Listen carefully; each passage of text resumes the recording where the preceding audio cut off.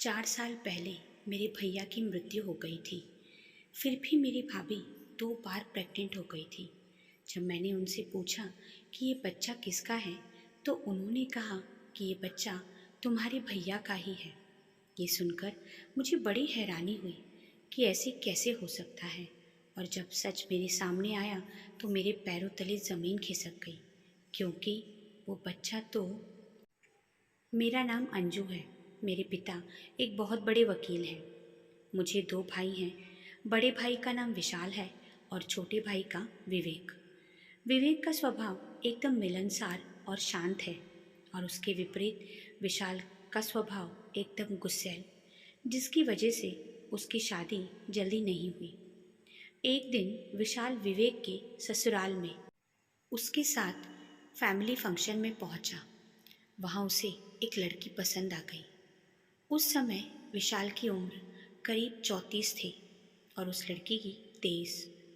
हमारी संपत्ति देखकर लड़की वालों ने तुरंत हाँ कर दी और बड़े ही धूमधाम से मेरे बड़े भाई की शादी हुई। शादी के बाद विशाल एकदम बदल गया था। वो भाभी से बहुत प्यार करता था। वो उन्हें एक पल भी अकेला नहीं रहने देता था। मेरी बड़ी भाभी का नाम साधना। पर पता नहीं भाभी के मन में क्या चल रहा था। शायद भैया की उम्र ज़्यादा होने के कारण वो शांत शांत सी रहती थी। पर कुछ दिनों बाद सब ठीक हो गया। अचानक एक दिन मेरे बड़े भैया की छाती में दर्द होने लगा।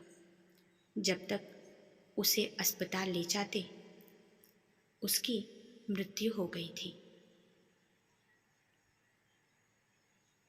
उसके जाने के बाद हमें पता चला कि भैया ने अपनी सारी संपत्ति भाभी के नाम कर दी है। घर के सभी लोग यही सोचने लगे कि भाभी इस जबरदस्ती कराई हुई शादी से मुक्त हो गई, सो अब खुश होगी। इसलिए सब उनसे दूसरी शादी के बारे में कहने लगे। पर भाभी ने कहा कि मैं इसी घर में विशाल की यादों के साथ अपनी बाकी की जिंदगी बिताऊंगी। विशाल भैया और भाभी के रिश्ते को पास से देखने वाले लोग उन्हें पागल समझने लगे। घर वाले भाभी के दिन रात पीछे लगे रहते उनकी दूसरी शादी को लेकर। पर भाभी अपने फैसले पर अड़ी रही। बाद में भाभी ने अलग रहने का फैसला लिया। इस पर घर वालों ने बहुत समझाने की कोशिश की, पर उन्होंने किसी की नहीं मानी और उन्हें उनका हिस्सा देकर अलग कर दिया। भाभी शहर में फ्लैट लेकर रहने लगी। तब मेरी उम्र करीब 19-20 साल होगी। उसी दौरान भाभी की दूर की बहन का लड़का तन्मय वहाँ आकर रहने लगा। वो दिखने में बहुत स्मार्ट था। उसका वहाँ ट्रांसफ़र हुआ था। इसी वजह से वो भाभी के यहाँ रह रहा था। मेरी अब शादी की उम्र हो गई थी। माँ ने और भैया ने मेरे लिए रिश्ते देखना शुरू कर दिया था, पर रंग सांवला होने के कारण लड़के वाले मना कर देते। ऐसा कई बार हुआ कि लड़के वाले मुझे देखने आते और साफ साफ मना कर जाते, जिस वजह से मैं डिप्रेशन में जा रही थी। मेरा छोटा भाई और माँ हमेशा मुझे समझाते और कहते कि तुम दिखने में सुंदर हो, सर्वगुण संपन्न हो, कमी तो सामने वालों की नज़रों में है। पर इन बातों का मुझ पर कोई असर नहीं होता। करीब करीब 3 साल का समय बीत गया था मेरे लिए रिश्ता ढूंढते ढूंढते, पर अभी तक मेरी शादी नहीं हो पाई। आखिर में मेरे भाई ने दहेज में एक गाड़ी और बंगला देने का फैसला किया। पर पता नहीं मेरी किस्मत में क्या लिखा था, इतने पर भी मेरी शादी तय नहीं हो पा रही थी। मेरी बड़ी भाभी हमेशा आकर हमारे घर मेरी शादी की चिंता जताती थी। उस पर छोटी भाभी कहती कि अगर इतनी ही अंजू दीदी की चिंता है तो उनकी शादी क्यों नहीं तन्मय से ही करा देती। उस पर एक दिन बड़ी भाभी कहने लगी कि आजकल के बच्चे अपने फैसले खुद लेते हैं, वो अपनी माँ बाप की तो सुनते नहीं। मैं तो दिन बीतते जा रहे थे। ऐसे ही एक दिन बड़ी भाभी घर आई और कहने लगी कि तन्मय अंजू दीदी से शादी करने के लिए तैयार है, आप लोग शादी की तैयारियां शुरू कीजिए। मुझे विश्वास नहीं हो रहा था कि तन्मय ने शादी के लिए हाँ कह दी, वो भी मुझ जैसी लड़की से, क्योंकि वो दिखने में बहुत स्मार्ट था। आखिर में हम दोनों की शादी हो गई। दिन बहुत अच्छे से बीत रहे थे। तन्मय मुझसे बहुत प्यार करता था, मेरा बहुत ख्याल रखता था। वो ऑफिस से आने के बाद हम दोनों साथ ही खाना खाते। तन्मय मेरी बड़ी भाभी के यहीं रहता था, इसीलिए मुझे भी वहीं रहना पड़ता था। मेरी भाभी का व्यवहार मेरे प्रति अच्छा नहीं था। वे हमेशा मुझे ताने मारते, मुझे बिना वजह की बातें सुनाती रहती, पर मैं सब कुछ अनदेखा कर लेती, क्योंकि आखिर में वो मेरी भाभी है। मेरी शादी को बस एक ही महीना हुआ था और भाभी ने घर पर फ़ोन करके कह दिया कि मैं प्रेग्नेंट हूँ। ये खबर सुनते ही खुशी से मेरे छोटे भाई और माँ ने मुझे फ़ोन किया, पर जब मुझे ये सब पता चला तो मैं हैरान थी, क्योंकि ऐसा कुछ नहीं था। फिर भाभी ने ये झूठी अफवाह क्यों फैलाई? जब मैंने भाभी से पूछा कि उन्होंने ऐसा क्यों किया, तो वे कहने लगी कि ज़्यादा होशियार बनने की कोशिश मत करो, जैसा कहती हूँ वैसा करो, ये सब मैं तुम्हारी भलाई के लिए ही कर रही हूँ।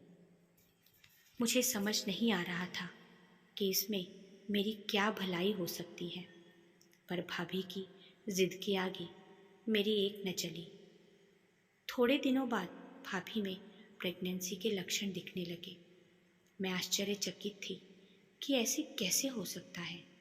जब मैंने भाभी से इसके बारे में पूछा तो उन्होंने कहा कि ये तुम्हारे भैया का ही बच्चा है। ऐसे कैसे हो सकता है? भैया को गए हुए 4 साल हो गए थे। इस बारे में मैंने तन्मय से भी बात करने की कोशिश की, तो वो कहने लगा कि हमें क्या करना है इन बातों से, जैसे तुम्हारी भाभी कहती है वैसा करो। मैंने तन्मय की बात मान ली। भाभी ने एक बेटी को जन्म दिया, जिसे संभालने की जिम्मेदारी मुझ पर थी, और सभी को ये बताया गया कि मैंने बेटी को जन्म दिया है।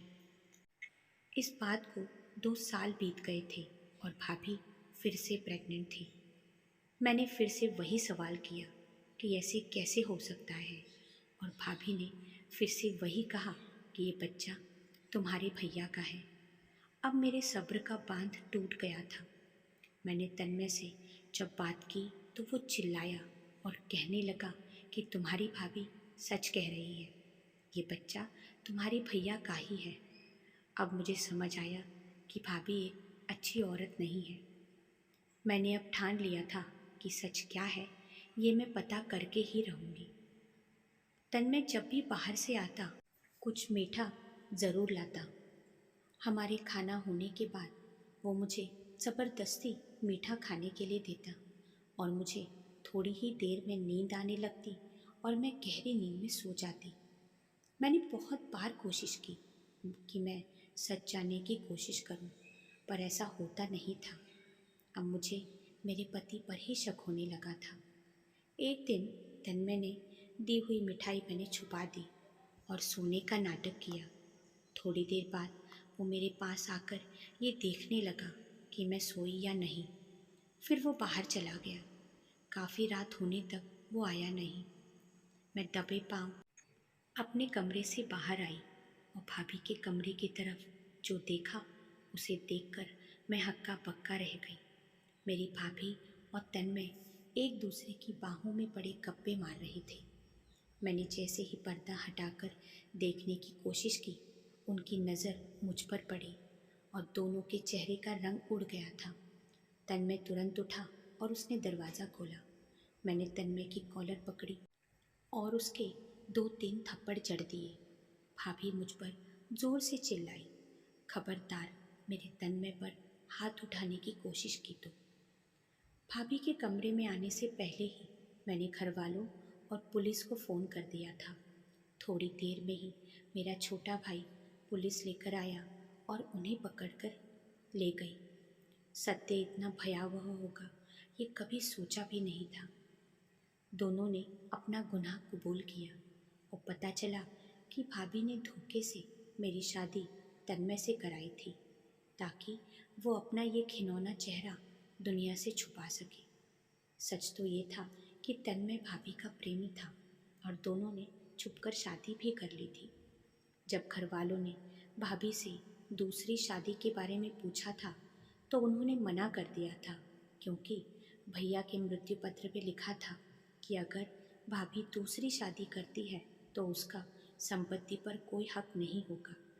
ये सारा खेल भाभी और तन्मय का रचा था, जिसमें उन्होंने मुझे भी शामिल करने की कोशिश की। इतना ही नहीं तो भैया की मौत के पीछे भी इन्हीं दोनों का हाथ था। दोनों को आजीवन कारावास की सज़ा हुई और मैं तलाक लेकर इस रिश्ते से आज़ाद हुई और इस सदमे से बाहर निकलने की कोशिश कर रही हूँ। कहानी कैसी लगी साथियों, कमेंट करके ज़रूर बताना और चैनल को लाइक और सब्सक्राइब ज़रूर करना। धन्यवाद।